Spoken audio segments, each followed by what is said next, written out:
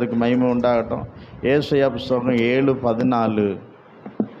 ஏசாயா புஸ்தகம் 7:14. ஏசாயா புஸ்தகம் 9:6. யாதலால் ஆண்டவர் தாமே உங்களுக்கு ஒரு அடையாளத்தை கொடுப்பார். இதோ ஒரு கன்னிகை கர்ப்பவதியாகி ஒரு குமாரனை பெறுவாள். அவருக்கு இம்மானுவேல் என்று பெயரிடுவாள். சரி, ஏசாயா 9:6. நமக்கு ஒரு குமாரன் கொடுக்கப்பட்டார், நமக்கு ஒரு பாலகன் பிறந்தார், நமக்கு ஒரு குமாரன் கொடுக்கப்பட்டார். கர்த்தத்துவம் அவர் தோளின் மேல் இருக்கும். அவர் நாமம் அதிசயமானவர், ஆலோசனை கர்த்தர், வல்லமையுள்ள தேவன், நித்திய பிதா, சமாதான பிரபு எனப்படும். ஆமென், அல்லேலூயா. இப்போ ஒரு கன்னிகை கர்ப்பவதியாகி ஒரு குமாரனை பெறுவாள் அப்படி சொல்லப்பட்டிருக்கு. பழைய ஏற்பாட்டில் அது சொல்லப்பட்டது. அது லூக்கா சுவிசேஷம் 1ஆவது அதிகாரத்தில் 27 35 வரை நீங்கள் படித்து பார்த்தீங்கன்னா அதனுடைய நிறைவேறுதல் அங்கே எழுதப்பட்டிருக்குன்னு பார்க்கிறோம். மற்ற சுவிசேஷத்தோட லூக்கா ரொம்ப விவரமாக அதில் எழுதியிருக்கான்னு பார்க்கிறோம். கர்த்தருக்கு மகிமை உண்டாகட்டும். இயற்கையாகவே ஒரு கன்னிகை ஒரு குழந்தையை பெற்றெடுக்க சாத்தியமே இல்லை, அது இயற்கை. ஆனால் இயற்கைக்கு அப்பாற்பட்ட ஒரு தீர்க்க தரிசனம் 2000 வருஷத்துக்கு முன்பாகவே ஏசாயா தீர்க்க தரிசி மூலம் உரைக்கப்பட்டது. ஒரு கன்னிகை கர்ப்பவதியாகி குமாரனை பெறுவாள் என்பதாக ஏசாயா மூலம் இந்த வசனம் உரைக்கப்பட்டு 2000 வருஷத்துக்கு பிற்பாடு இந்த வசனம் நிறைவேறியதுன்னு பார்க்கிறோம். ஆமென், அல்லேலூயா, அல்லேலூயா. அப்போ பாருங்க, ஒரு கன்னிகை ஆண் துணை இல்லாமல் இயற்கையாகவே நீங்கள் பார்ப்பீர்கள் என்றால் ஒரு ஆணும் பெண்ணும் தான் ஒரு குழந்தையை பெற்றெடுக்க முடியும், இயற்கையின் விதி. ஆனால் வேதம் சொல்லுகிறது ஒரு கன்னிகை, ஆமென், அவள் கர்ப்பவதியாகி ஒரு குழந்தை என்னச்சுவா பெற்றெடுப்பாள். இது அறிவியலுக்கு முரண்பாடானது என்று நான் பார்க்கின்றோம். இதை குறித்து கொஞ்சம் விளக்கிச்சு அதுக்கப்புறம் கர்த்தருடைய வார்த்தையை நான் சுருக்கமாக சொல்லி ஆண்டவருடைய நாமத்தினாலே உங்களை ஆசீர்வதித்து அனுப்புகிறேன். ஆண்டவர் உங்களை ஆசீர்வதிப்பாராக. லூக்கா சுவிசேஷம் 1ஆவது அதிகாரத்தில் 27 35 வரை படிக்கலாமா? தாவீதின் வம்சத்தானாகிய யோசேப்பு, பாருங்க, தாவீதின் வம்சத்தானாகிய யோசேப்பு என்கிற நாமமுள்ள புருஷனுக்கு நியமிக்கப்பட்டிருந்த ஒரு கன்னிகையின் இடத்தில், பாருங்க, இப்போ நிச்சயம் பண்ணப்பட்டாச்சு. யாருக்கும்? யோசேப்புக்கும் மரியாளுக்கு என்ன பண்ணிருக்கு? நிச்சயம் பண்ணப்பட்டிருக்கிறது. அதனால அம்மா வீட்டில் இருக்காங்க, அவர் வீட்டில் இருக்காரு. இப்போ இந்த வீட்டில் யாரும் இல்லைன்னு நினைக்கேன், மரியாள் மட்டும்தான் இருக்காள் போல தெரியுது. ஏன்னா தேவதூதன் மரியாளும் இவங்க ரெண்டும் தான் உரையாடல் இதில் சொல்லப்பட்டிருக்கு. குறுக்க மறுக்க யாரும் இதில் வரலை. அப்போது இப்படி நியமிக்கப்பட்டிருந்த ஒரு கன்னிகையின் இடத்திற்கு தேவனாலே அனுப்பப்பட்டான். அந்த கன்னிகையின் பேர் மரியாள். நில்லுமா, அந்த கன்னிகையின் பேர் என்னது?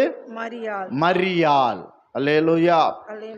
வேத வல்லுநர்கள் சொல்றாங்க, அந்த தீர்க்க தரிசனம் நிறைவேறும்படி ஏராளமான பெண்கள் அவர்கள் ஆயத்தமாக இருந்தார்கள் என்று சொல்லுகிறார்கள். வேதத்தில் அதுக்கு வசனம் இல்லை, அதை நம்ம விட்டுருவோம். ஆனாலும் இந்த இடத்துல பார்க்கிற பொழுது திருமணத்துக்கு முன்பாக ஒரு நிச்சயம் நடக்கும். நிச்சயம் பண்ணப்பட்ட, இதில் சொல்லப்பட்டிருக்கு நியமிக்கப்பட்டிருந்த. யாருக்கு? யோசேப்புக்காக இந்த அம்மாவை என்ன செஞ்சாச்சு? நிச்சயம் பண்ணப்பட்டாச்சு அவங்களுக்கு தான்.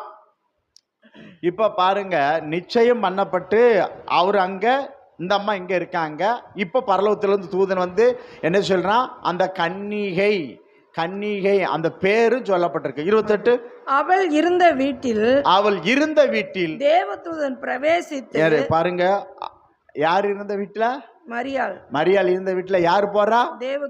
தேவதூதன் போய் என்ன சொல்றான்? கிருபை பெற்றவளே வாழ்க. அவன் சொல்றான் பாருங்க, போன உடனே என்ன சொல்றான்? கிருபை பெற்றவளே வாழ்க. கர்த்தர் உன்னுடனே இருக்கிறார். யார் இருக்கா உன் கூட? கர்த்தர். அந்த வசனத்தை பாருங்க, உன் கூட இருக்கிறது யாரு? கர்த்தர். நம்ம கூட இருக்கிறது யாரு? கர்த்தர். கடைசி வரை இருக்கிறது யாரு? கர்த்தர். சொல்லுவாங்க கூட இருக்கிறது என்னது? கர்த்தர் உன்னுடனே இருக்கிறார். ஆ. ஸ்திரீகளுக்குள்ளே நீ ஆசீர்வதிக்கப்பட்டவள் என்றான். நீ ஸ்திரீகளுக்குள்ளே, எல்லா பெண்களுக்குள்ளே நீ ஆசீர்வதிக்கப்பட்டவள் என்றான்.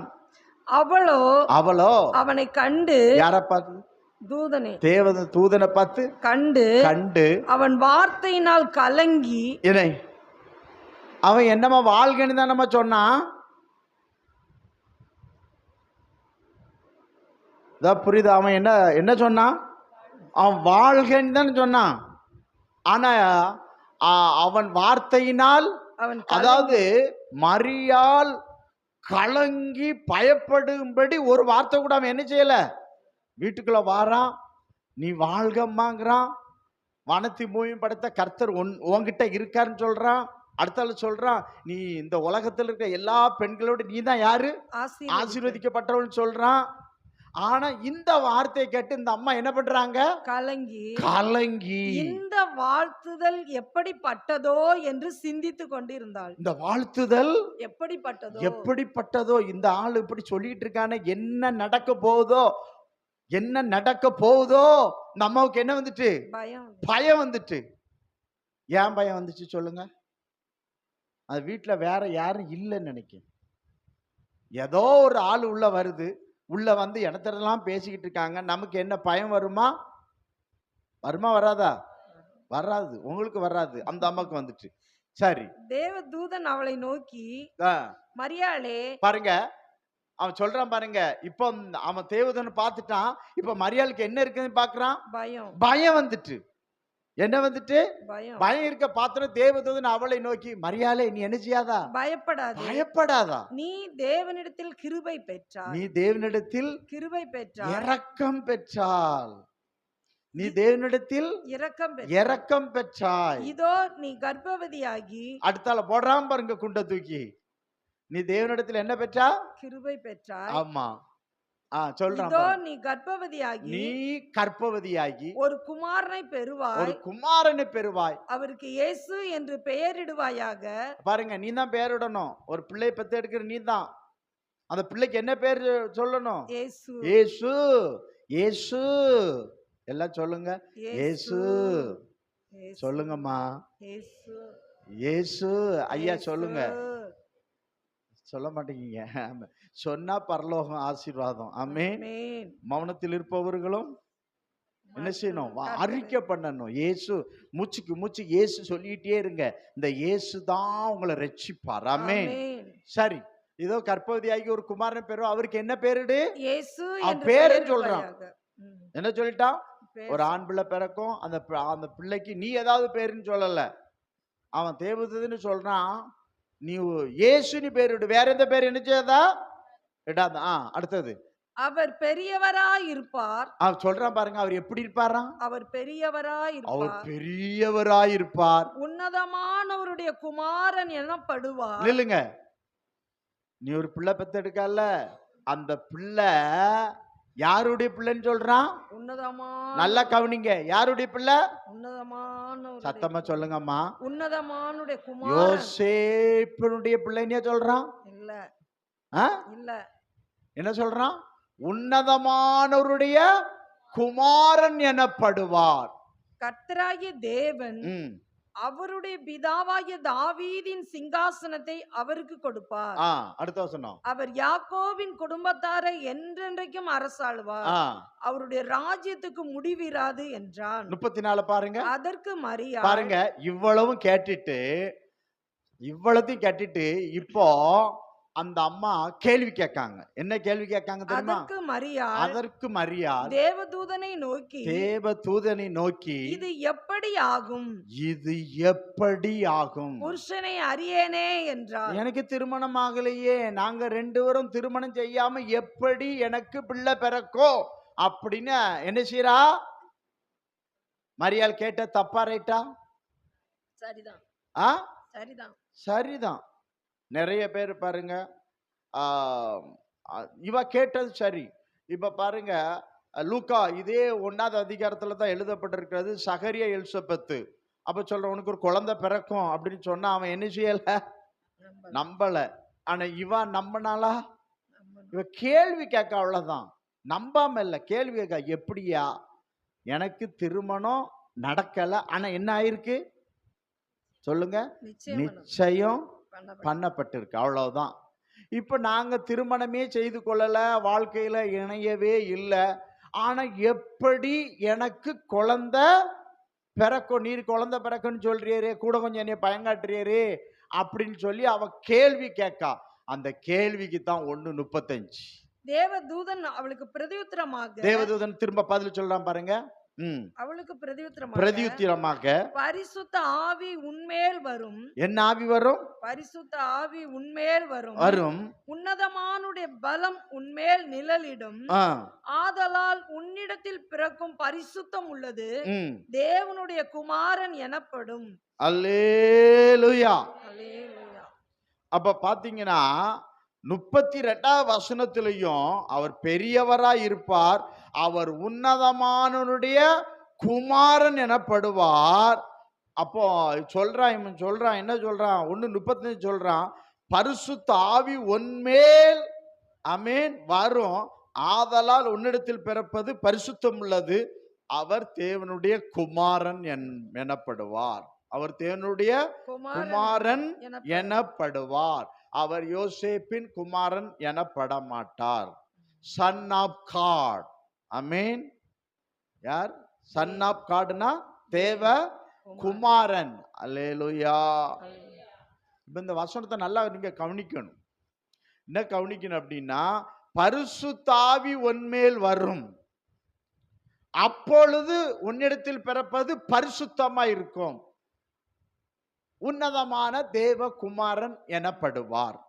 இப்ப என்ன சொல்றாருன்னா, நீ யோசேப்பு இல்ல, ஆனா பரிசுத்த ஆவியானவர் இந்த காரியத்தை செய்வார், அந்த பரிசுத்த ஆவியானவர் இந்த காரியத்தை செய்வார்னு சொல்றார்.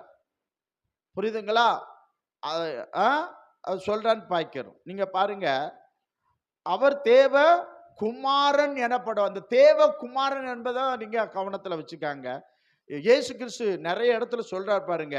யோவான் சுவிசேஷம் 10:36 படிங்க, சொல்லுங்க. யோவான் சுவிசேஷம் 10வது அதிகாரம் 36 இயேசு கிறிஸ்து அவர் என்ன சொல்றார் பாருங்க. பிதாவினால் பரிசுத்தமாக்கப்படும் உலகத்தில் அனுப்பப்பட்டும் இருக்கிற நான் என்னை தேவனுடைய குமாரன் என்று சொன்னதினாலே தேவதூஷணம் சொன்னா என்று நீங்கள் சொல்லலாமா? இந்த வசனத்துக்கு இந்த ஜனங்கள் ஆண்டவர் என்ன சொல்றாருன்னா, அந்த இடத்துல சொல்றார், நான் பிதாவினால் அனுப்பப்பட்ட நான் தேவனுடைய குமாரன் தான். இந்த தேவனுடைய குமாரன் என்று சொன்னதுனால அந்த ஜனங்கள் என்ன செய்யல, அவரை நம்பல, தேவதூஷணம் சொன்னானே கல்லடித்து அடிக்க போறாங்க. அப்ப அதுக்குதான் சொல்றாரு, நான் பிதாவினால் அனுப்பப்பட்டும், பிதாவினால் பரிசுத்தமாக்கப்பட்டும் உலகத்தில் அனுப்பப்பட்டிருக்கிற நான் தேவனுடைய குமாரன் அப்படிங்க. அப்ப அதுல சொல்ற பிதாவினால் பரிசுத்தமாக்கப்பட்டும், அந்த பரிசுத்தமாக்கப்பட்டு இருக்கிறதா உலகத்தில் அனுப்பப்பட்டிருக்கிற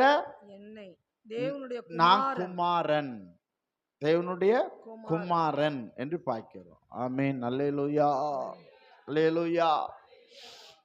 யோசேப்பு பூமியில பிறந்தார், ஆனா இயேசு கிறிஸ்து உன்னதத்திலிருந்து வந்தார். அதைத்தான் சொல்லப்பட்டிருக்கு. யோவான் 6வது அதிகாரத்துல 41-42 ஆண்டவர் சொன்னா, நீங்க பூமியிலிருந்து உண்டானவர்கள். நீங்க எங்க இருந்து உண்டானவர்கள்? பூமியிலிருந்து உண்டானவர்கள். நான் நான் வானத்திலிருந்து வந்த அப்பம். ஆமா. 42 இவன் யோசேப்பின் குமாரனாகிய இயேசு அல்லவா? இவனுடைய தகப்பனையும் தாயையும் அறிந்திருக்கிறோமே, அப்படி இருக்க நான் வானத்திலிருந்து வந்தேன் என்று இவன் எப்படி சொல்லுவான்? அல்லேலூயா. இங்க பாருங்க, இங்க திரும்ப இவங்க ஜனங்க என்ன பார்க்காங்கன்னா, யோசேப்புக்கும் மரியாளுக்கும் பிறந்தவன் தான்டா நீ தேவ தூதங்கிறா, தெய்வன் சொல்றா, தேவ குமாரன் சொல்றியே, நாங்க எங்களுக்கு தெரியாதா? உன் அம்மா உன் அப்பா அங்க இருக்காங்களா, எனக்கு தெரியாதா? ஆமென். அல்லேலூயா. அதான் ஆண்டவர் யோவான் 8வது அதிகாரத்துல 21-24 வரை அவர் பேசுறார் பாருங்க. இயேசு மறுபடியும் அவர்களை நோக்கி, நான் போகிறேன், நீங்கள் என்னை தேடி ஆ, உங்கள் பாவங்களிலே சாவீர்கள், ம், நான் போகிற இடத்துக்கு வர உங்களால் கூடாது என்றார். ஆ, அப்பொழுது யூதர்கள், ம், நான் போகிற இடத்துக்கு வர உங்களால் கூடாது என்கிறானே, ஆ, தன்னைத்தான் கொலை செய்து கொள்வானோ என்று ம், பேசிக் கொண்டார்கள். அவர் அவர்களை நோக்கி, ம். நீங்கள் தாழ்விலிருந்து உண்டானவர்கள், நான் உயரத்திலிருந்து உண்டானவன். நீங்கள் இந்த உலகத்தில் உண்டானவர்கள், நான் இந்த உலகத்திலிருந்து உண்டானவன் அல்ல. ஆகையால் நீங்கள் உங்கள் பாவங்களில் சாவீர் என்று உங்களுக்கு சொன்னேன். நானே அவர் என்று நீங்கள் விசுவாசியா விட்டால் உங்கள் பாவங்களிலே சாவீர்கள் என்றார். அல்லேலூயா. அப்ப ஆண்டவர் சொல்றாரு, என்ன சொல்றாரு அப்படின்னா, நீங்க முழுக்க முழுக்க பாவத்தில் பிறந்தவங்க. இந்த பூமி பாவத்துக்குள்ள கிடக்கு, இந்த உலகம் பாவத்துக்குள்ள கிடக்கு. இந்த பாவ உலகத்திலிருந்து நான் வரல. அல்லேலூயா. பிதாவினால் பரிசுத்தமாக்கப்பட்டு பரிசுத்த ஆவியினால உன்னதத்திலிருந்து நான் வந்தவன், பரலோகத்திலிருந்து வந்தவன். பிதாவுக்கு நான் நேசகுமாரன், ஒரே குமாரன். நான் பிதாவின் குமாரன், தேவ குமாரனாக இந்த பூமிக்கு நான் வந்தேன். நான் யோசேப்பின் குமாரனாக அவர் வரல. ஆமென். ஆமென். அல்லேலூயா. அப்போ நல்லா கவனிங்க. அதான் அவர் சொல்லும்போது, ஏசியா சொல்லும்போது அழகா சொல்ல, ஒரு கன்னிகை கற்பவதியாகி ஒரு குமாரனை பெறுவாள். அவருக்கு இயேசு என்று பெயரிடுவாயாக. அப்போ கன்னிகையா இருந்த மரியாள் ஆண் துணை இல்லாமல், ஆமே, பரிசுத்த ஆவியினால இயேசு கிறிஸ்து மரியாள் வயிற்றில் உருவாகினார். இது ஒரு இயற்கைக்கு அப்பாற்பட்ட அற்புதம், அப்பாற்பட்ட ஒரு சம்பவமாகும். அல்லேலூயா, அல்லேலூயா. அதானே இந்த உலகத்துல கன்னி பிறப்பை குறித்து அநேக கேள்வி கேட்பாங்க. ஆமே, அது எப்படி கன்னி வயிற்றுல ஒரு பிள்ளை பிறக்கும், அது சான்ஸே இல்லை, அப்படிதானம்மா? அவன் கேட்க கேள்வி சரிதான், அது ஒன்றும் தப்பு கிடையாது. யாரு கேட்டாலுமே ஆமா ஸ்தோத்திரம். உலக பிரகாரமா ஒரு ஆணும் பெண்ணும் இணைந்தால்தான் ஒரு குழந்தை பிறக்கும். ஆனா வெறும் பெண்ணின் வயிற்றில் அவள் ஒரு குமாரனை பெற்றெடுக்க சான்ஸே இல்லை என்று நாம் பார்க்கின்றோம். ஆமென், அல்லேலூயா. ஆனா தீர்க்க தரிசன வசனம் சொல்லப்பட்டபடி இங்க நடந்து இருக்கிறது என்று நான் பார்க்கின்றோம். நடந்தாலும் அவர் என்ன சொல்லுகிறார் அப்படின்னா, ஸ்தோத்திரம், மரியாளை கர்த்தர் தெரிந்தெடுத்து மரியாள் வயிற்றில், நல்லா கவனிங்க, இந்த வானத்தையும் பூமியும் படைத்த கர்த்தர், அவராலே செய்ய முடியாத காரியம் ஒன்றுமில்லை. மனிதனை உண்டாக்கினவர். ஆமென். மனிதனை படைத்தது யாரு? கர்த்தர். அப்ப மனிதனை படைத்த கர்த்தர் ஒரு மனுஷனை ஒரு வயிற்றுல உருவாக்க முடியுமா? முடியாதா? கல்லுகளாலே பிள்ளைகளை உண்டாக்க வல்லமை உள்ளவரா இருக்கார். மண்ணினால மனுஷனை உண்டாக்குனாரு. ஆமென். அப்போ ஒரு கருவுல ஒரு குழந்தைய உருவாக்க பிதாவாகிய தேவனுக்கு முடியுமா? முடியாதா? முடியுமா? முடியாதா? ஆண் துணை இல்லாமல் செய்ய முடியுமா? முடியாதா? ஆமென், அல்லேலூயா. அப்படின்னா ஆதாமை கர்த்தர், நல்லா கவனிங்க, முழு மனிதனாய் கர்த்தர் படைத்தார். ஏவாளை குழந்தையாவோ கர்த்தர் படைத்தார், முழு மனுஷியாக கர்த்தர் படைத்தார். ஆமென், அல்லேலூயா. அப்போ முதலாவது ஆதாமும் ஏவாளும், நல்லா கவனிங்க, முழு மனிதனாக முழு மனுஷியாக கர்த்தர் படைத்தார். மனிதனை படைத்தது பிதாவாகிய தேவன், பிதாவாகிய தேவன் என்று பார்க்கிறோம். அப்படின்னா இந்த மனித இனத்துக்கு, இந்த மனித குலத்துக்கு, ஆமென், எல்லாவற்றுக்கும் யாருதான் அந்த முழு மனித இனத்துக்கும் தாயும் தகப்பனா? ஆதாம் ஏவாள். ஆமென், சோத்தம். ஆதாம் ஏவாள் தான் முழு மனிதனாக என்ன செஞ்சார்? ஆண்டவர் பரிசுத்தமாய் படைத்தார். நல்லா கவனிங்க, ஆதாம் ஏவாளை எப்படி படைத்தாரு? நல்லா கவனிங்க, இதுதான் முக்கியம். ஆதாம் ஏவாளை பாவத்தில் படைச்சாரா பரிசுத்தமா படைச்சாரா? சொல்லுங்க. ஆதாம் ஏவாளை கர்த்தர் பாவத்தில் படைச்சாரா பரிசுத்தமா படைச்சார்? நல்லா சொல்லுங்க. பரிசுத்தமா படைத்தார். மனிதனை கர்த்தர் உருவாக்கும் போது, படைக்கும் போது அவர் பரிசுத்தமாகத்தான் படைத்தார் என்று பார்க்கிறோம். இவர் பரிசுத்தர். இவர் யாரு? ஆமென். பரலோகத்தில் இருக்கிற பிதா பரிசுத்தர், பரிசுத்தர். பரிசுத்தர் பரிசுத்தர். பரிசுத்தமுள்ள தெய்வம் ஒரு மனுஷனை பரிசுத்தமாக படைத்தார். பரிசுத்தமாகத்தான் ஆதாம படைத்தார். பரிசுத்தமாகத்தான் ஏவாளை கர்த்தர் படைத்தார் என்று பார்க்கிறோம். ஆண்டவர் ஏதேன் தோட்டத்தை உருவாக்கி அந்த தோட்டத்துக்குள்ளேயே தாம் படைத்த மனிதனை வைத்து அனுதினமோ அந்த மனிதர்களோடு கர்த்தர் உலாவினார், சந்தித்தார். அவர்களோடு என்ன செஞ்சாரு? என்ன செஞ்சாரு? உலாவி சஞ்சரித்தார். இவர் பரிசுத்தர், ஆதாம் பரிசுத்தர், ஏவாள் பரிசுத்தர். எல்லாம் தோட்டம் பரிசுத்தமாக தான் இருந்ததுன்னு பார்க்கிறோம். நல்லா கவனிக்க, தோட்டம் பரிசுத்தமாக தான் இருந்ததுன்னு நாம் பார்க்கின்றோம். ஆனா ஒரு காரியத்தை ஆண்டவர் சொல்லியிருந்தார். எல்லா பழத்தையும் உங்களுக்கு தெரியும், இந்த பழத்தை சாப்பிடாதுன்னு சொல்லியிருந்தார். அந்த பழத்தை அவங்க சாப்பிட்டதுனால தான் என்ன நடந்தது என்றால், பாவம். பரிசுத்தமா இருக்கும்போது ஆதாமோடு ஏவாளோடு கர்த்தர் உலாவினார், சந்தித்தார், எல்லாம் செய்தார் என்று பார்க்கிறோம். என்னைக்கு பாவம் வந்ததோ, நீங்க ஆதியாகமம் புஸ்தகம் 3வது அதிகாரத்துல 6 முதல் 13 வரை இவங்க பாவம் இல்லாம தான் இருக்காங்கன்னு பார்க்கிறோம். ஆனா அந்த 13 வரை படிச்சு பார்த்தீங்கன்னா அங்கே சொல்லப்பட்டிருக்கிறது, இவங்க அந்த பழத்தை சாப்பிட்டாங்க. பழத்தை சாப்பிட்ட உடனே ஆதாம் ஏவாள் எப்படி இருந்தாங்க சொல்லுங்க? நிர்வாணியா இருந்தோம், வெக்கப்படாது இருந்தாங்க. இப்ப பழத்தை சாப்பிட்ட உடனே என்ன வந்துட்டு? அவர்களுக்கு கண்கள் திறக்கப்பட்டு வெக்கம் வந்துட்டு. பாவம் வெக்கத்தை கொண்டு வந்துட்டு. பாவம் என்ன கொண்டு வந்துட்டு? வெக்கத்தை கொண்டு வந்ததுனால ஏவாள் எங்க போயிட்டா? தெற்க போயிட்டா. ஆதாம் எங்க போயிட்டான்? வடக்க போயிட்டான். 2 பேரும் என்ன பண்ணிட்டாங்க? ஓடி ஒளிஞ்சிட்டாங்க. பரிசுத்தமுள்ள தெய்வம் ஆதாமை சந்திக்க, மனிதனும் தேவனும் சந்திக்கிற இடம் ஏதேன் தோட்டம். மனுஷனும் அனுதினமும் சந்தித்தார்கள், உறவாடினார்கள். மனுக்குலத்தோடு அவர் உலாவினார், அவங்களோடு அனுதினமும் சஞ்சரித்தார்னு பார்க்கிறோம். இப்ப அதே போல உலாவ, அதே போல சஞ்சரிக்க, அவர்களோடு சிநேகம் வைக்க பரிசுத்தமுள்ள தெய்வம் வானத்திலிருந்து இறங்கி வருகிறார். வந்தா ஆண்டவர் வச்ச இடத்துல ஆதாம் இல்லை, ஆதாம சந்திக்கிற இடத்துல ஆதாம் இல்லை. ஏன்னா பாவம் அவனை கர்த்தர் சந்திக்கிற இடத்துல இருந்து எங்க கொண்டு போயிட்டு மறைக்க சொல்லிட்டு, என்ன செஞ்சிட்டு? மறைக்க சொல்லிட்டு, மறைஞ்சுக்கிட்டான், ஒளிஞ்சுக்கிட்டான். கர்த்தருக்கு தெரியுமா தெரியாதா?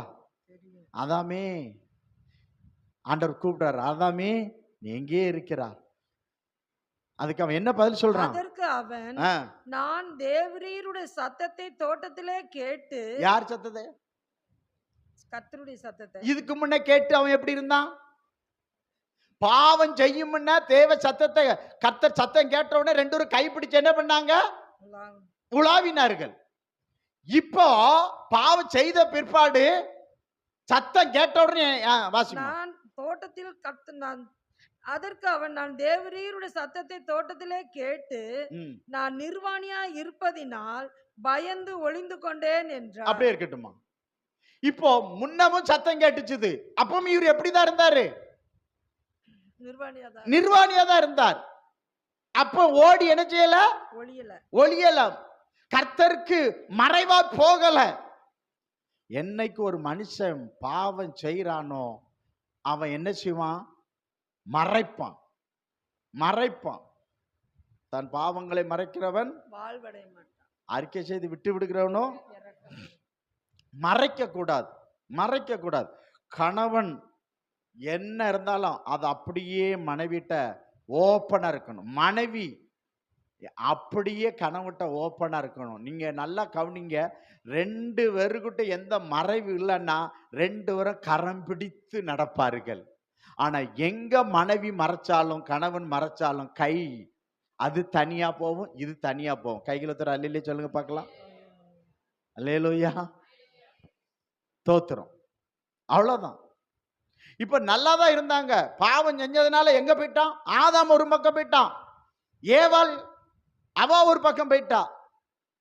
ஏன்னா நாங்க நிர்வாணி என்ன செஞ்சிட்டாங்க, தெரிஞ்சிட்டாங்க. பாவம் தேவனை விட்டு தூர கொண்டு போயிட்டு, மனு குலத்தை சந்திக்க வந்த கர்த்தரை விட்டு பாவம் தூர கொண்டு போயிட்டு, தோட்டத்துல கர்த்தரை சந்திக்கிற இடத்துல போய் நிக்கிறதுக்கு அவங்களால முடியல.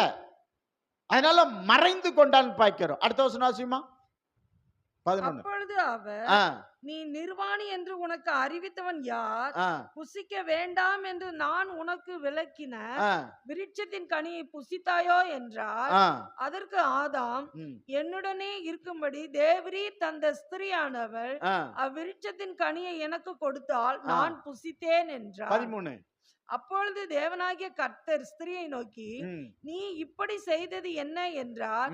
ஸ்திரியானவள், சர்ப்பம் என்னை வஞ்சித்தது, நான் புசித்தேன் என்றார். அல்லேலூயா.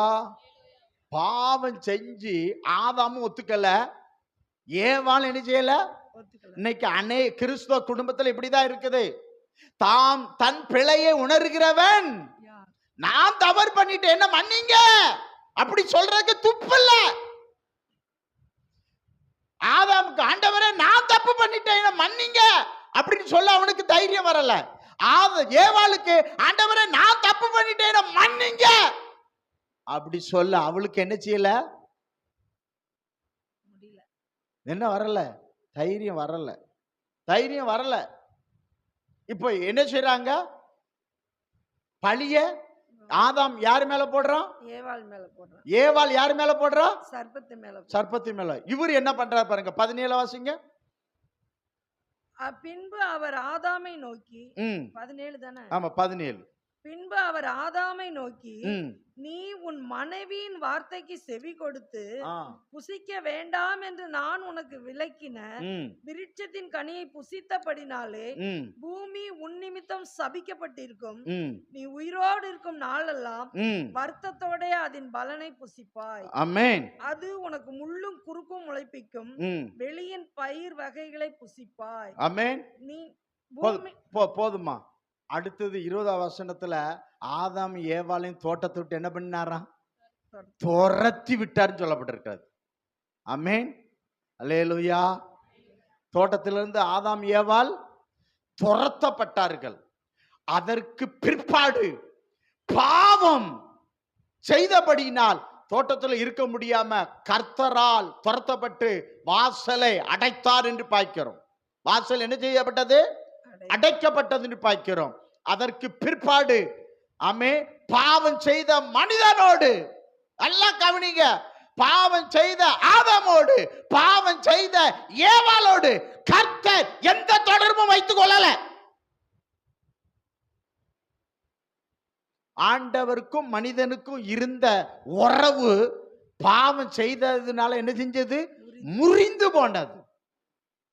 பிற்பாடு ஆதாம் மரிக்கிற வரைக்கும், அவன் பாவத்துல மரிக்கிற வரைக்கும், ஏன்னா என்ன சொன்ன, நீ புசிக்கனால சாகவே சாவான்னு சொன்ன, சாகிற வரைக்கும் ஆதாமை கர்த்தர் சந்தித்தாரா. 930 வருஷம் அவன் வாழ்ந்தான். இந்த 930 வருஷத்துல கர்த்தர் ஆதாமோடு ஏவாளோடு பேசினாரா? ஒரு இடத்துல கிடையாது. அல்லேலூயா, அல்லேலூயா. 1 தீமோத்தேயு 2ஆம் அதிகாரத்துல 13-14 வாசிங்க. புதிய ஏற்பாட்டுல பவுல் எழுதுறாரு பாருங்க. கொஞ்சம் வேகமாக. 1 தீமோத்தேயு 2ஆம் அதிகாரத்துல 13-14. எண்ணத்தினால் முதலாவது ஆதாம் உருவாக்கப்பட்டான், பின்பு யார் உருவாக்கப்பட்டா, ஏவாள் உருவாக்கப்பட்டா. 14 படிங்க. மேலும் ஆதாம் வஞ்சிக்கப்படவில்லை, ஸ்திரியானவளே வஞ்சிக்கப்பட்டு மீறுதலுக்குட்பட்டாள் என்று பைபிள் சொல்லுங்க. ஆமென். அல்லேலூயா, அல்லேலூயா. யாரதான் சொல்லுது, யார சொல்லுது, ஸ்திரிய குறித்து தான் சொல்லப்பட்டாலும் நீங்க ரோமருக்கு வரும் பொழுது 5ஆவது அதிகாரத்துல 12ஆம் வசனம் படிங்க. ஆமா, ஸ்தோத்திரம், ஸ்தோத்திரம். இப்படியாக ஒரே மனுஷனாலே ம், பாவமும் ம். பாவத்தினாலே மரணமும் இந்த வசனத்தை நல்லா கவனிங்க. இப்படியாக ஒரே மனுஷனதுல பாவமும் பாவத்தினாலே பாவத்தினாலே மரணமும் மரணமும் உலகத்திலே பிரவேசித்தது ஆ, போலவும் எல்லா மனுஷருக்கும் ஆ, பாவம் செய்தபடியால் ஆ, பாவம் செய்தபடியால் ஆ. மரணம் எல்லோருக்கும் வந்தது போலவும் இதுவும் ஆயிற்று. ஆமென். இப்படியாக ஒரே மனுஷனாலே பாவமும் பாவத்தினாலே மரணமும் உலகத்தில் வந்தது. இப்படியே எல்லா மனுஷர்களும் பாவிகளாய் மாறினார்கள். ஆமென். என்ன மாறிட்டாங்க? பாவிகளா மாறி விட்டார்கள். அப்போ உலகத்துல நீங்க நல்லா கவனிங்க. ஸ்தோத்திரம். எல்லா மனுஷனும் ஆதாமிலிருந்து இன்னைக்கு வரை பிறக்கிற ஒவ்வொருவரும் அவன் பாவத்துல தான் அவன் பிறக்கின்றான். ஆமென். அல்லேலூயா, அல்லேலூயா. ஸ்தோத்திரம். புரியுதுங்களா? பாவம் அவனை ஆண்டவர் விட்டு பிரிச்சு கொண்டு போயிட்டுன்னு பாய்க்கிறோம். ஆதாம் 1:26-27 பாருங்க. ஆதாம் அவன் பாவம் இல்லாத காலத்துல தேவ சாயல்ல இருந்தான்னு சொல்லப்பட்டிருக்கு. ஆனா பாவம் செய்தபடியினால அவன் தேவ சாயலை இழந்தான் என்று ஆதியாகமம் 5வது அதிகாரத்துல 3வது வசனத்தை படிச்சு பார்த்தீங்கன்னா, ஆதாம் தேவ சாயல்ல குழந்தைய பெற்றிருக்கணும். ஆனா என்ன சாயல்ல குழந்தை பெத்தான்னு எழுதப்பட்டு தெரியுமா? ஆதாம் 130 வயதான போது தன் சாயலாக என்ன சாயலாக? தன் சாயலாக ஆமா, மனுஷ சாயலில் என்ன பண்ணா? தன் ரூபத்தின்படி ஒரு குமாரனை பெற்று. இப்போ தேவ சாயல் போயிட்டு பாவம் தேவ சாயல போயிட்டு இப்போ தேவ சாயல படைக்கப்பட்ட மனுஷன் இப்போ மனுஷ சாயல்ல இருக்கான், பாவ சாயல்ல இருக்கிறான், பார்க்கிறோம். அப்போ ஆதாமின் பாவம் அப்படியே தொடர்கிறது பார்க்கிறோம். ஆமென். அல்லேலூயா. அதனால பிலிப்பியர் 2வது அதிகாரத்துல 6, 7, 8 இந்த 3 வசனத்தை வாசிங்க. இப்ப மனுஷ சாயலா மனுஷ குலம் மாறிட்டு, மனித குலம் மாறிட்டு. தம்மை தாமே வெறும் அவர் தேவனுடைய ரூபமாய் யாரு? இருந்தும் உன்னதமான தேவனுடைய ரூபமாய் இருந்தோ தேவனுக்கு சமமாய் இருப்பதை கொள்ளையாடின பொருளாக எண்ணாமல் தம்மை தாமே வெறுமையாக்கி அடிமையின் ரூபம் எடுத்து மனுஷர் சாயலானார். இப்போ இல்லைங்க, இப்போ தேவகுமாரன் எப்படி இருக்கிறாரு? தேவனுடைய ரூபமா இருந்தோம், மனுஷனுக்காக என்ன சாயலா மாறிட்டாரு? மனுஷ சாயலா மாறி மரிக்கிற வரைக்கும் அந்த சாயலா இருந்தான்னு சொல்லப்பட்டிருக்கு. 8வது வசனம் அப்படி சொல்லலாம். 8வது வசனம் படிங்க. அவர் மனுஷ ரூபமாய் காணப்பட்டு மரண பரியந்தம், அதாவது சிலுவையின் மரண பரியந்தமும் கீழ்ப்படிந்த வரைக்கும் தம்மை தாமே தாழ்த்தினார். அப்ப பாருங்க, மனுஷன் பாவம் செஞ்சிட்டான். அப்போ மனுஷன் பாவம் செஞ்சதுனால தேவன் மாட்டு உருவம் எடுக்க முடியாது, மனுஷ உருவம் தானே எடுக்க முடியும். அப்ப மனுஷ உருவம் எடுக்கன்னா ஒரு மனுஷ தேவை, அப்படித்தானே? அப்போ ஒரு ஸ்திரீயின் மூலம் தான் பாவம் வந்தது. ஒரு ஸ்திரீயின் மூலம் தானே பாவம் வந்ததுமா? ஏவாள் மூலம் தானே? அதை தானே அதுல அழகா சொல்ல, ஒரு ஸ்திரீயின் மூலம் பாவம் வந்தது. அப்போ ஸ்திரீயின் மூலம் ஒரு பாவம் வந்தது. அப்ப அந்த ஸ்திரீயின் மூலமே கர்த்தர் என்ன செய்றார்னா பரிசுத்தம் உன்னிடத்துல என்னது பிறக்குது? என்னது? பரிசுத்தம். இப்ப என்ன சொல்றேன் பாருங்க. இப்போ ஆதாம் ஏவாள் பாவம் செஞ்சு வெளியே வந்துட்டாங்க. பாவம் செஞ்சு வெளியே வந்த உடனே நீங்க ஆதியாகமம் 4வது அதிகாரத்துல 1வது வசனத்தை படிச்சு பாருங்க. ஆதாம் தன் மனைவியாகிய ஏவாளை அறிந்தான், அவள் கர்ப்பவதியாகி காயினை பெற்று. நில்லுங்க. அப்போ இந்த பிள்ளைய பரிசுத்தமா பெற்றெடுத்தார்களா, பாவத்துல பெத்தாங்களா? சொல்லுங்க. பாவத்துல பெத்தாங்க. என்னன்னா அந்த பிள்ளை என்ன செஞ்சிட்டு? காயினை கொன்னுட்டான். ஆபேல் என்ன செஞ்ச? காயின் ஆபேல் என்ன பண்ணிட்டான்? கொன்னுட்டான். நல்லவனா? அப்போ பாவத்துல அவன் கற்பம் தெரிவிக்கான். என்ன செய்யறான்? பாவம் தொடருது. ஆதாம் பாவம் என்ன செய்யுது? தொடர்றதுனால காயின் சந்ததி பயங்கர பாவத்துல போகுதுன்னு பார்க்கிறோம். ஸ்தோத்திரம். அல்லேலூயா. நீங்க சங்கீதங்களின் புஸ்தகம் 51வது சங்கீதத்துல 5வது வசனத்தை நீங்க படிச்சு பார்த்தீங்கன்னா அதுல சொல்லப்பட்டிருக்கு. தாவீது சொல்றான் பாருங்க. நான் உயரத்தில் உருவானே, ஆ, என் தாய் என்னை பாவத்தில் கர்ப்பம் தரித்தாள். இது ரைட்டா தப்பா? சரியானது. சரி. ஏன்னா ஏன் இது நான் சொல்லுவேன் தப்புன்னு சொல்லுவேன். அந்த அம்மா உலக பிரகாரம் ஈசாய். தாவீதுடைய தகப்பன் யாரு? ஈசாய். ஈசாய். ஈசாய் ஈசாய் தான் தாவீதுக்கு அப்பா. அப்பா அப்பா மூலம்தான் என்ன செஞ்சாரு? அம்மா மூலம் இவர் பிறந்தாரு. வேறொரு அப்பாவுக்கு தாவீது பிறக்கல. வேறொரு அப்பாவுக்கு பிறந்தா தான் அது பாவம். ஆனா இவர் என்ன சொல்றாரு அப்படின்னா, என் தாய் என்ன செஞ்சா பாவத்துலன்னா அப்ப இன்னொரு தகப்பனா இல்ல இல்ல. அதுக்கு தான் நான் சொன்னேன், ஆதியாகமம் 4:1 நான் சொன்னேன். என்ன சொன்னேன் அப்படின்னா, என் தாய் பாவத்துல கர்ப்பம் தரித்தாள் அப்படின்னா ஆதாமுடைய பாவம். ஆமென். அல்லேலூயா. யாருடைய பாவம்? ஆமா. இந்த வசனத்துல தாவீது பாவம் செய்து பிள்ளை பெற்றாள் என்பது அல்ல. ஆதாமின் பாவம் தொடர்வதால் உலகத்தில் பிறக்கிற ஒவ்வொரு மனுஷனும் பாவத்துல தான் பிறக்கிறான். அப்போ உலகத்தில் பிறக்கிற ஒவ்வொரு குழந்தையும் பாவத்தில் பிறந்து பாவியாய் வாழ்ந்து பாவத்தில் மறிக்கிறது. அல்லேலூயா. சத்தமா கூட வரமாட்டேங்குது. அப்போ பாவத்துல பிறந்து பாவத்தில் என்ன செய்யுது? மறிக்கிறது என்று பார்க்கிறோம். மறிக்கிறது என்று பார்க்கிறோம். அப்போ பாவியாக அது வாழ்கிறது என்று பார்க்கிறோம். ஆமென். அல்லேலூயா. சத்தமா சொல்லுங்கம்மா. சோத்திரம். நீங்க யோசேப்புக்கு மரியாளுக்கு ஒரு குழந்தை பிறந்தா அது பரிசுத்தமா பிறந்திருக்குமா? அது பாவத்துல பிறக்குமா? சொல்லுங்க பார்க்கலாம். பாவத்துல. ஏன்? ஆதாமுடைய. ஏன்? அப்ப நான் உங்களுக்கு சொல்றேன், எதுக்கு இதை சொல்றேன் அப்படின்னா, இப்போ யோசேப்புக்கு அம்மா அப்பா, கடைசியில தாயும் தகப்பனும் யார் வருவாங்க?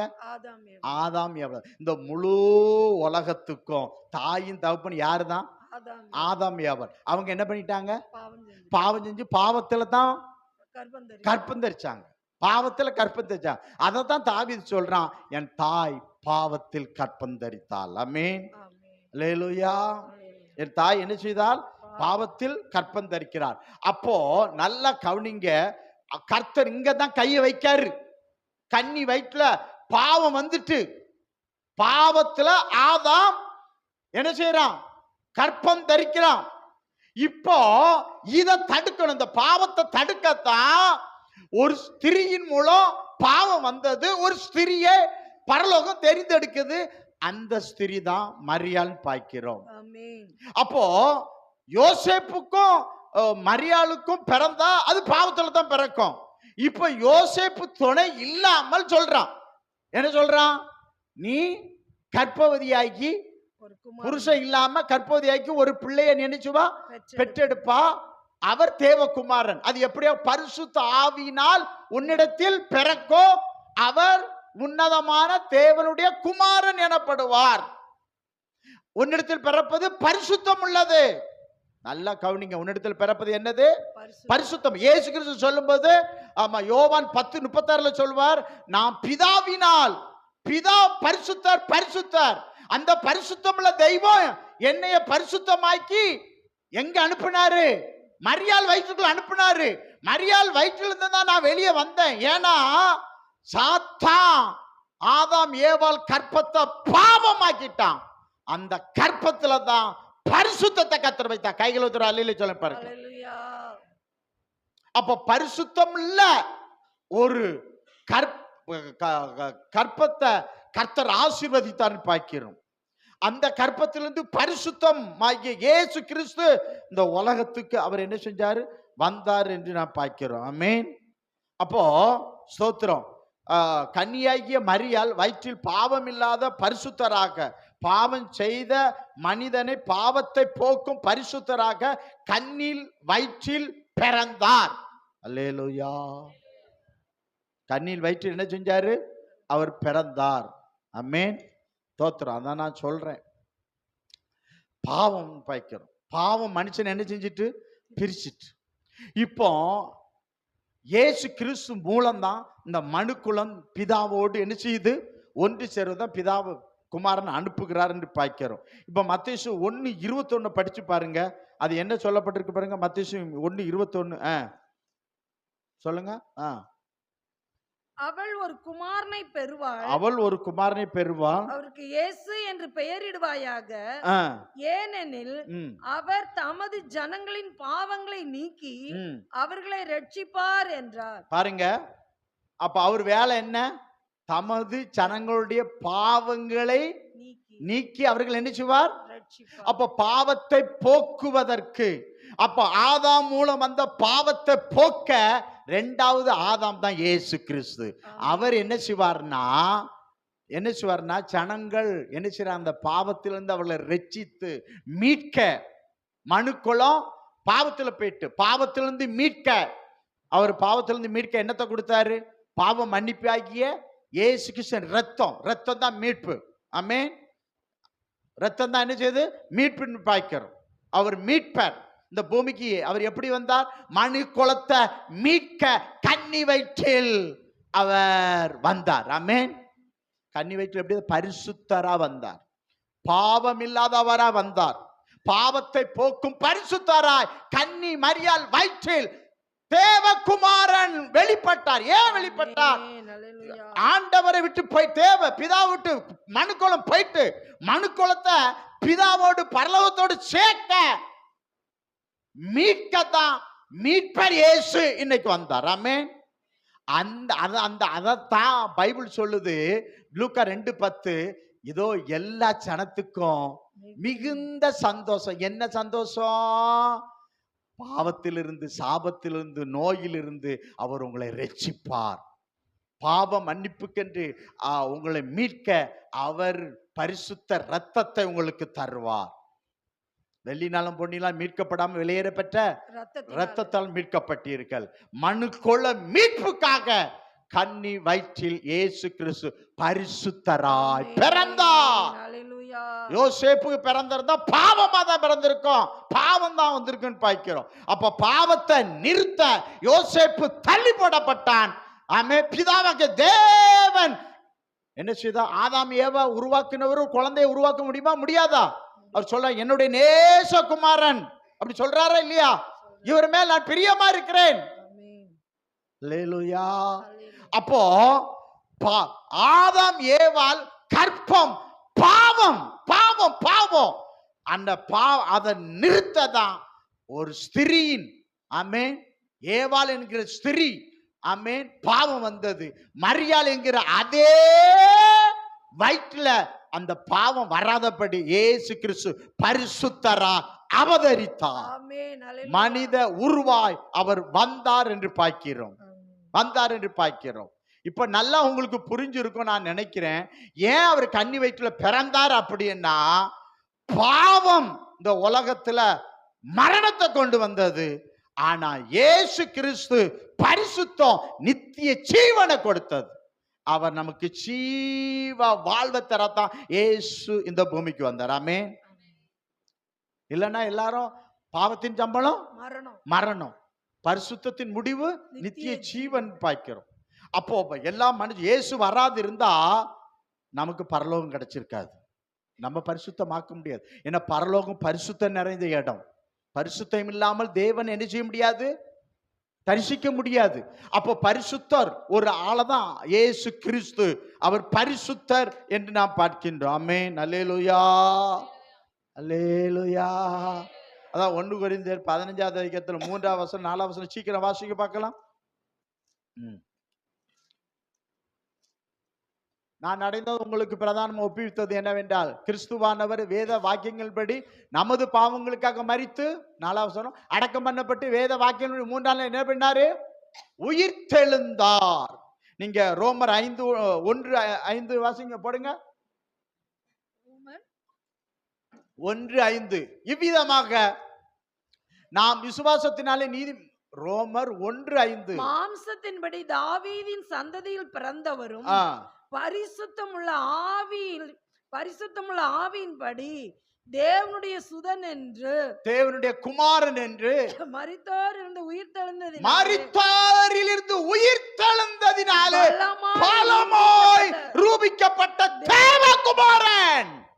அப்ப தேவகுமாரன் அவர் உன்னதமான தேவகுமாரன். அந்த உன்னதமான தேவகுமாரன் மரியாள் வயிற்றில் அவர் தேவகுமாரனாக வெளிப்பட்டார். எதுக்கு வெளிப்பட்டார் தெரியுமா? பாவத்தை போக்கி பரிசுத்தமாக்கி உன்னை பரலோகம் கொண்டு போறதற்கு அவர் கன்னி வயிற்றில் அவர் வெளிப்பட்டார் என்று பார்க்கிறோம். ஆமென். அல்லேலூயா, அல்லேலூயா. அப்போ அவர் என்ன எதுக்கு மரித்தாராம்? பாவத்துக்கு, ஆதாமின் பாவத்துக்கு மரித்தார். ஆமென், சோத்திரம். மரித்து மூன்றாம் நாள் என்ன பண்ணாரு? எழுந்தார். தேவகுமாரன். இன்றைக்கு நல்லா கவனிங்க, எல்லா மனுஷனும் மரிச்சுக்கிட்டு இருக்கான், ஒருத்தர் கூட உயிரோடு எழும்பல. ஆமென். ஆனா இயேசு கிறிஸ்து மரித்தார், உயிரோடு எழுப்பினார். வேதாந்தத்துல சொல்லப்பட்டிருக்க லாசரு மரித்தான், எழுப்பின சீம சேர்த்துட்டான். ஆனா இயேசு கிறிஸ்து மரித்தார், மூன்றாம் நாள் உயிரோடு எழுப்பினார். இப்போது இயேசு உயிரோடு இருக்கிறார். இயேசு இப்ப எப்படி இருக்கிறாரு? உயிரோடு இருக்கிறார். அவர் மரிக்கல. மரித்த இயேசு இனி மரிப்பதில்லை.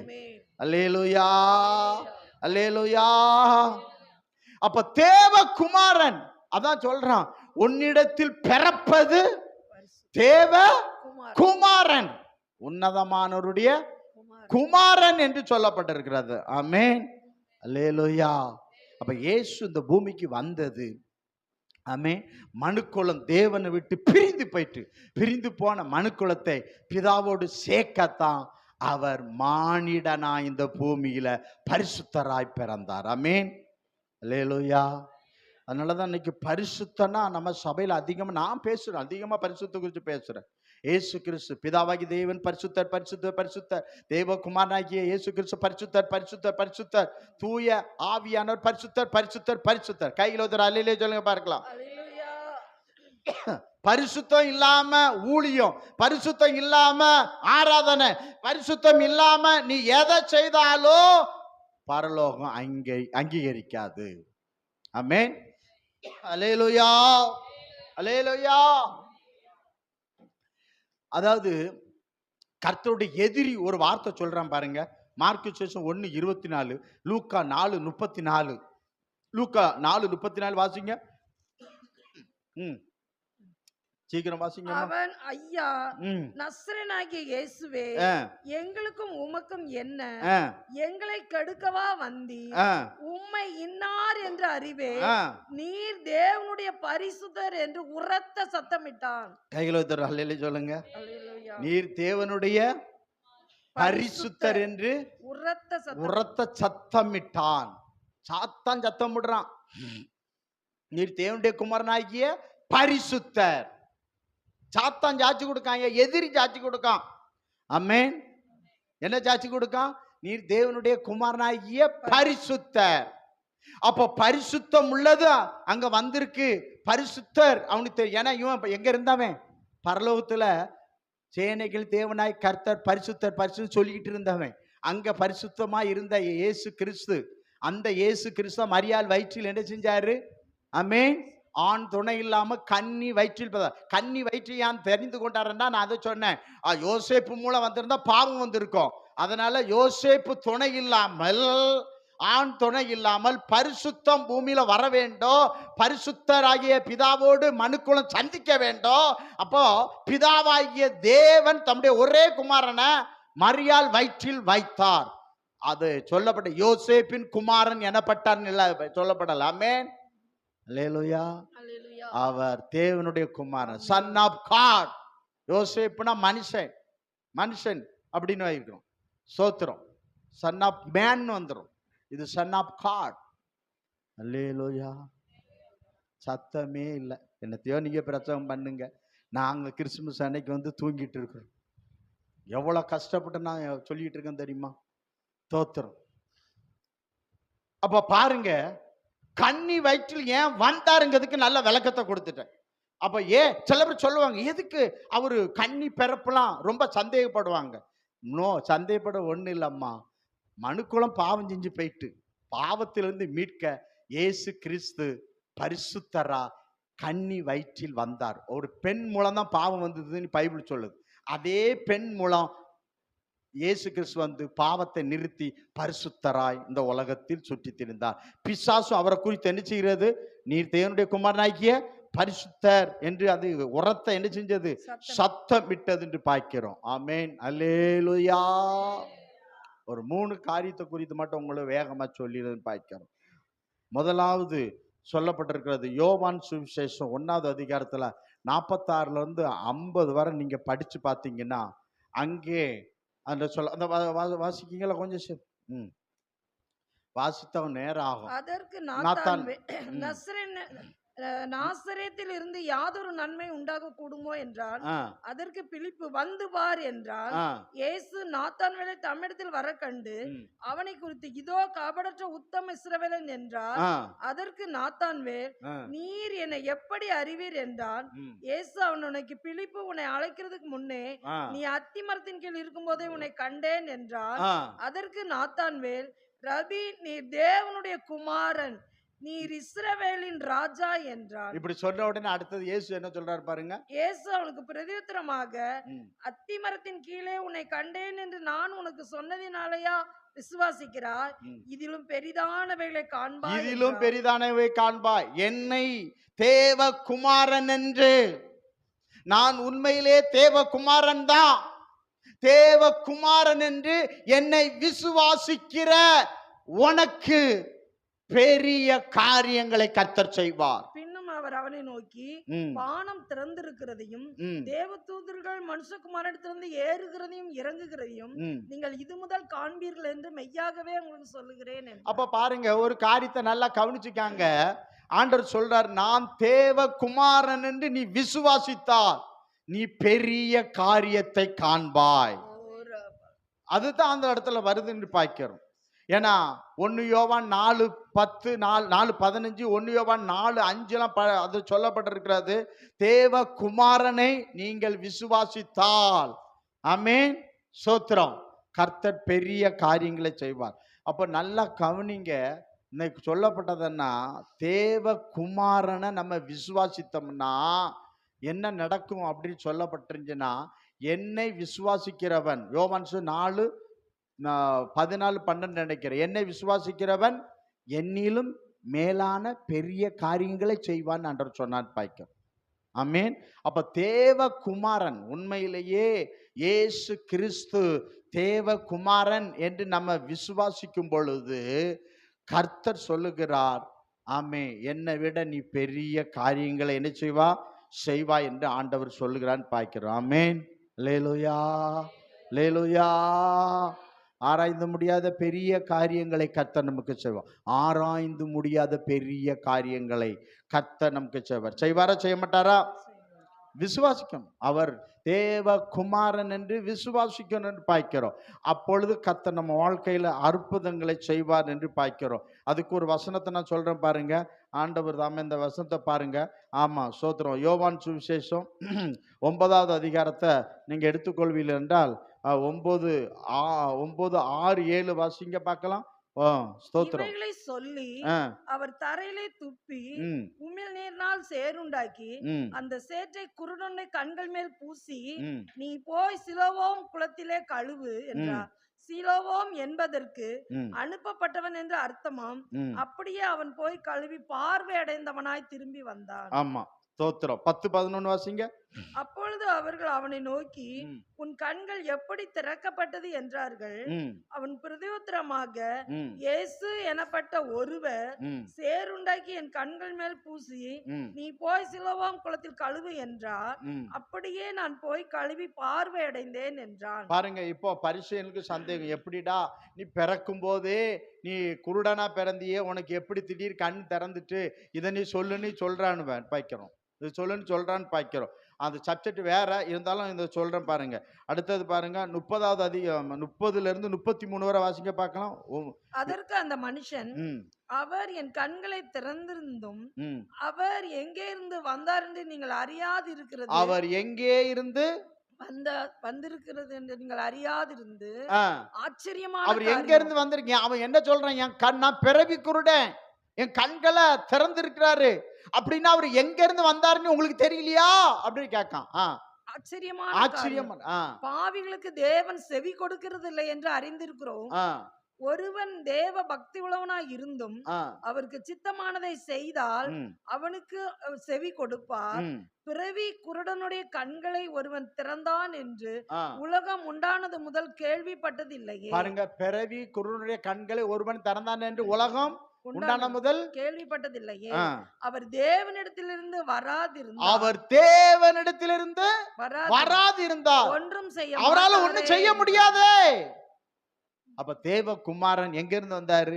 தேவன். பிதாவாகிய தேவனிடத்தில் வந்தார். ஆமென். ஆமென். திரும்ப 34 இருந்து 38 வரை வாசிங்க.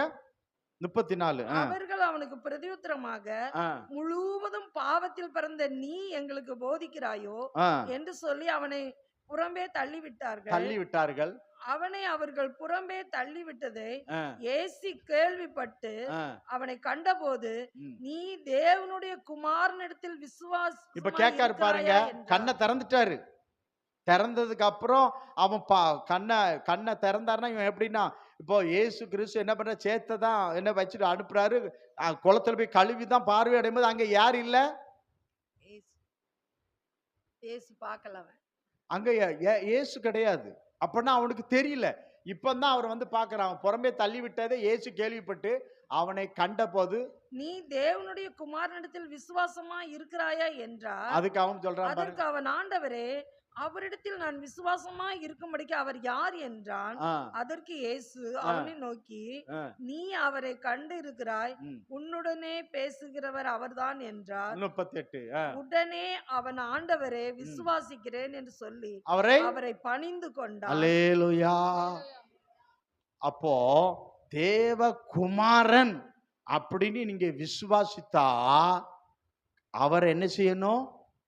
பணிந்து கொள்ளணும். அவர் என்ன செய்யணும்? இவன் என்ன செஞ்சான்? பணிந்து கொண்டான் பாய்க்கிறோம். ஆண்டவனுக்கு அற்புதம் செஞ்சாரா இல்லையா?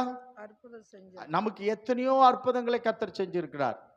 அப்போ அற்புதங்களை செய்த அந்த ஆண்டவர் என்ன செய்யணும்? பணிந்து கொள்ள வேண்டும் என்று பார்க்கிறோம். ஆமீன். அல்லேலூயா. நீங்க மத்தேயு சுவிசேஷத்துல நீங்க 14வது அதிகாரத்துல 27 இருந்து அதை நீங்க படிச்சு பாருங்க. அங்கே சீஷர்கள்லாம் படகுல வந்துகிட்டு இருக்கிறாங்க. வந்துகிட்டு இருக்கும்போது காற்று கடல் பயங்கரமா அடிக்கிறது பாய்க்கிறோம். பேதுருலாம் அந்த பிரச்சனை, அந்த இது உங்களுக்கு தெரியும் பாய்க்கிறோம். ஆனா அந்த இடத்துல சொல்லப்பட்டிருக்கிறது, ஆண்டவர் அந்த இடத்துல வந்ததுனால என்ன செய்ததுன்னா, காற்று கடலும் என்ன செஞ்சது? அமைதியாயிற்று. அப்போது சீஷர்கள் ஒரு வார்த்தை சொல்லுவாங்க. அந்த வசனத்தை வாசிங்க. நீர் தேவனுடைய குமாரன் என்று நாங்கள் விசுவாசிக்கிறோம் என்று சீஷர்கள் யார இயேசுவை பணிந்து கொண்டார் என்று எழுதப்பட்டிருக்கிறது. ஆமென். அல்லேலூயா. அல்லேலூயா. தேவகுமாரனை யார் யார் விசுவாசித்து ஆராதிக்கிறார்களோ அவருடைய வாழ்க்கையில் பிரச்சனை, போராட்டங்கள், அமைதி உண்டாகும். ஆமென். ஆராதிக்கணும், ஆராதிக்கணும். அதுல சொல்லப்பட்டிருக்கிறது, அப்பொழுது படவில் உள்ளவர்கள் வந்து மெய்யாகவே நீர் தேவனுடைய குமாரன் என்று சொல்லி அவரை பணிந்து கொண்டார். அவர்னா யாரு? இயேசு.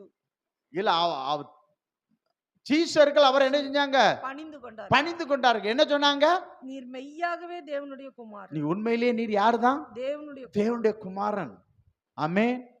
அப்ப உண்மையிலேயே தேவ குமாரன் என்று விசுவாசித்து நீங்கள் ஆராதித்தா உங்க வாழ்க்கை பயணத்தில் வருகிற போராட்டம், பிரச்சனைகள் எல்லாவற்றிலிருந்தும் உங்களுக்கு என்ன ஆயிரும்? அமைதி ஆயிரும், சமாதானம் வரும் என்று பார்க்கிறோம். என்ன ஆயிரும்? சமாதானம் என்ன செய்யும்? வரும் என்று நாம் பார்க்கின்றோம். ஆமென். அல்லேலூயா. அல்லேலூயா.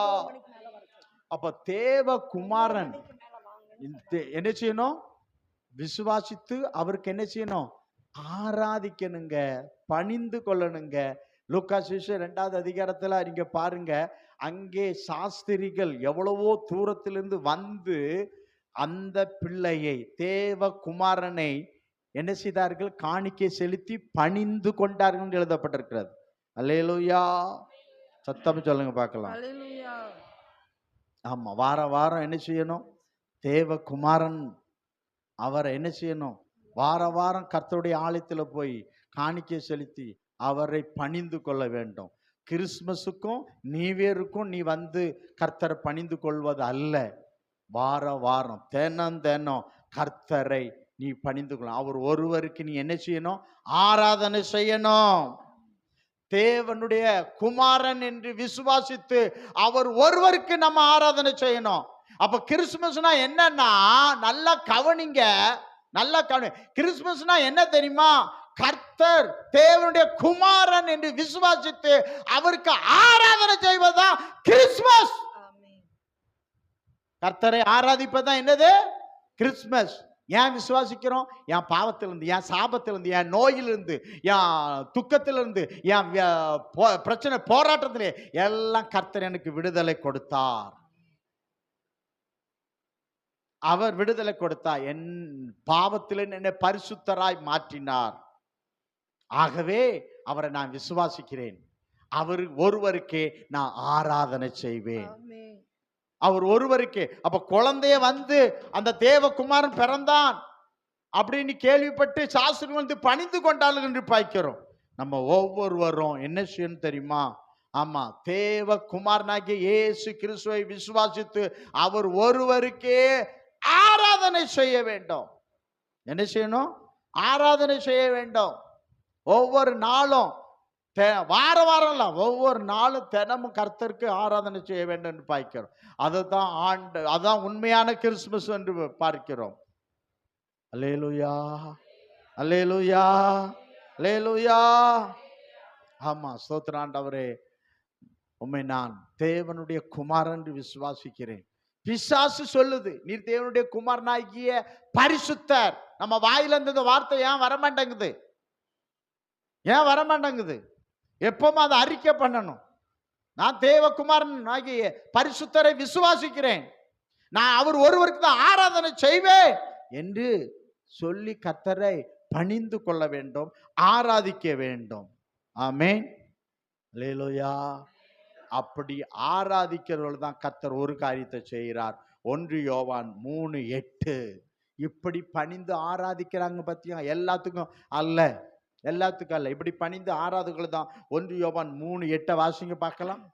1 யோவான் 3:8. பாவம் செய்கிறவன் பிசாசினால் உண்டாயிருக்கிறான், ஏனெனில் பிசாசனவன் ஆதி முதல் பாவம் செய்கிறான். பிசாசனுடைய கிரியைகளை அழிக்கும்படிக்கு தேவனுடைய குமாரன் வெளிப்பட்டார். யார் யார் தேவகுமாரன் என்று விசுவாசிக்கிறார்களோ, யார் யார் தேவகுமாரனுக்கு ஆராதனை செய்கிறார்களோ அவர்களுக்கு அவர் செய்கிற காரியம் என்ன செய்யறார்? பிசாசின் கிரியைகளை அழிப்பார். பிசாசின் தொல்லை இருக்காது. பிசாசின் தொல்லை இருக்காது. பிசாசு யாரு? யோவான் 10:10 சொல்லுகிறது. அவன் திருடவும் அழிக்கவும் வரான், அவன் கொல்ல வரான், உன்னை தொட முடியாது. பிசாசு எந்த காரியத்தையும் உனக்கு செய்ய முடியாது. அவன் கிரியை எப்படி அழித்தாரான் தெரியுமா? எபிரேயர் 2:14 சொல்லுகிறது, தன்னுடைய மரணத்தினாலே பிசாசின் கிரியை அழித்தார். 2:14 போடுங்க, அதை வாசிங்க பார்க்கலாம், சீக்கிரம் போடுங்க. ஆரம்பத்திலே பாருங்க, மரணத்துக்கு அதிகாரியாகிய பிசாசானவனை தமது மரணத்தினால என்ன செஞ்சாரு? அழித்தார்.